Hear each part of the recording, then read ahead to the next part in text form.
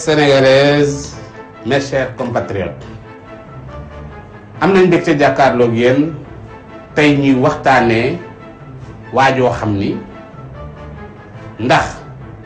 ak xamadi moo tax mu wax li mu wax wa illaa dafa tàggalikook sagoom ba tax mu yëkkati yi kàddu mi ngi tudd Paco Jackson.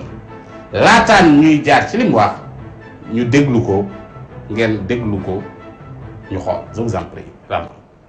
PDS ñëw nañ fi ba jóge fi dafuñu fi dara sàcc nañ réew mi yëpp moo tax président non man xoolal man li may wax barke Serigne Saliou ragaluma ko.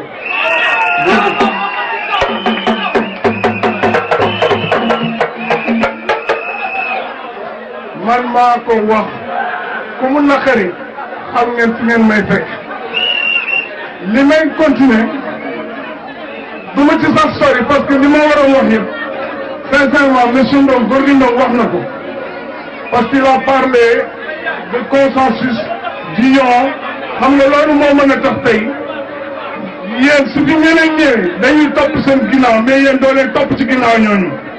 te politique dafa garaaw gëm leen ni Macky Sall moo yore seen taranga yeneen politiciens yëpp ay sawkatu lan lañu.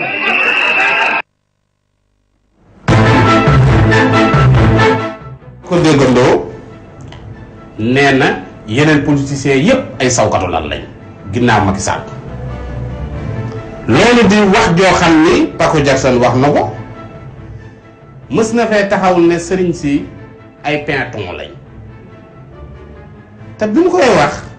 kenn waxu ko dara moo tax nag war nañu lijjanti ay mbiram moom Paco Jackson parce que benn amul xam-xam di wax loolu mooy tax fan lay wutee buzz mooy wax ju ñaaw lay wax te ña ànd ak Macky Sall tey am na yeneen politiciens yoo xam ne ñi ngi jàppale Macky Sall ñooñu bu yeboo ñu xam ni boole na leen ci lii mu wax muy sawkatu la moom Paco Jackson Thiam léegi nag Macky Sall mi nga xamante ni bii kat ci ginnaawam la ne bu fekkee ne Macky Sall moom ci boppam waxut ci waaj yi bu yeboo kon nag ñu xam ni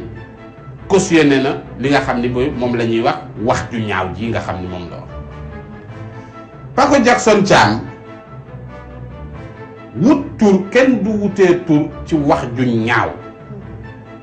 taxaw taxe askan politicien Sénégal yépp nga saaga leen ñaaw na ginnaaw bi nga ko fi defee sëriñ si ñëw na nag tey defaat ko fi ñii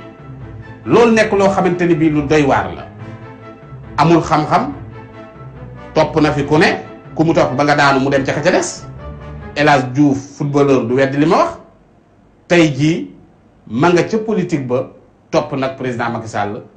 dégg nga di wax ju ñaaw ji bu dee wax ju ñaaw la am te yow Macky ñu lay bàkkoo ne dangaa nekk ku yaru boo yeboo dindi genre xeet yu mel nii ñu bañ a tee topp ci sa ginnaaw parce que nag kii mënu laa indil dara lu dul dalay yàqal te wolof nee na wan ma sa xarit ma wax la ki nga doon bu fekkee kii nga lëkkalool doy na waar mes chers compatriotes jërë ngeen jëf